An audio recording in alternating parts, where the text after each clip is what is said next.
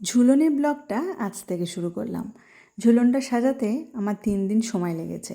মানে সব সময় সাজাইনি, কিছু কিছু সময় যখন ফাঁকা ছিল সেই সময়টাতে আমি এগুলো সাজিয়েছি।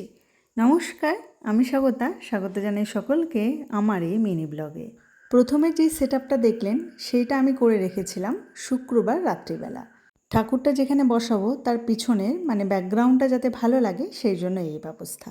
এবারে শনিবারের দিন সকালবেলা সমস্ত কাজ সেরে ছেলেকে স্কুল দিয়ে এসে স্নান সেরে পুজোটা করে নিলাম।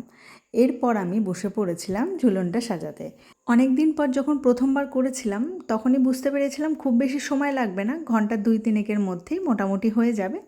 তারপর সাজাতে যেটুকু সময় লাগবে, এ ঘর থেকে ও ঘর জিনিসপত্র আনতে আনতেই সময় কেটে যাচ্ছিল। প্রথমে ঠাকুরের জায়গাটাকে সুন্দর করে সাজিয়ে নিলাম, মানে কোন জায়গাটায় ঠাকুর বসবে। তারপরে ছবিগুলো এঁকে নিলাম। মানে আমি প্রথমে খাতাতে আগে ড্র করে নিয়েছিলাম যে কিভাবে ঝুলনটা করব। তারপরে সেইটা দেখেই ছবি আঁকছিলাম। খাতাতে এঁকেছিলাম এক, কিন্তু যখন ছবি আঁকতে বসলাম তখন আবার অন্যরকম হয়ে গেল। তো এইটাতে অনেকটা সময় গিয়েছে। আর এবারে আমি একটু জায়গাটাও বেশি পেয়েছি, যার জন্য আমার করতেও বেশ সুবিধা হয়েছে।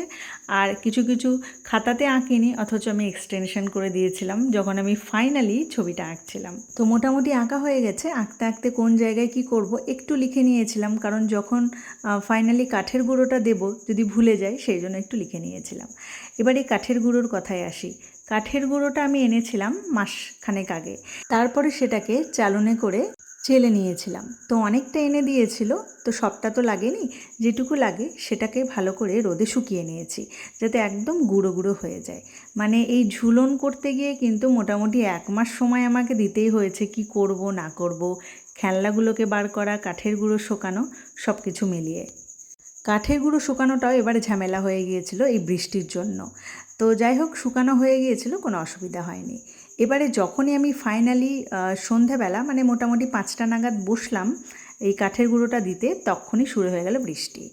সে ভয়ঙ্কর অবস্থা। তো আমি কোনো রকমে রাস্তাটুকু করতে পেরেছিলাম, তারপরে কারেন্ট চলে গিয়েছিল। 5টা থেকে মোটামুটি 9টা পর্যন্ত কোনো কারেন্ট ছিল না। এই 4 ঘন্টা আমি বহু কষ্টে অন্ধকারে বসে বসে পুরোটা কমপ্লিট করেছি। প্রথমে তো একটা চার্জার লাইট নিয়ে বসলাম, তো চার্জার কতক্ষণ থাকবে সেটাও শেষ হয়ে গেল। তারপরে নিয়ে বসলাম মোমবাতি। তো ফাইনালি সমস্তটা কমপ্লিট করে নিলাম। যখন কারেন্ট এলো 9টা বাজে তখনই আমার কিন্তু কমপ্লিট হয়েছে। অরিজিৎকে আগে থেকেই বলে রেখেছিলাম এই লাইটগুলো লাগিয়ে দিতে। তো যখন এই লাইটগুলো লাগালো তখন আমার মনটা গিয়ে শান্ত হলো, না হলে মনটা খুব খারাপ হয়ে গিয়েছিল। ঝুলনের বাকি অংশটা পরে ব্লগে থাকবে।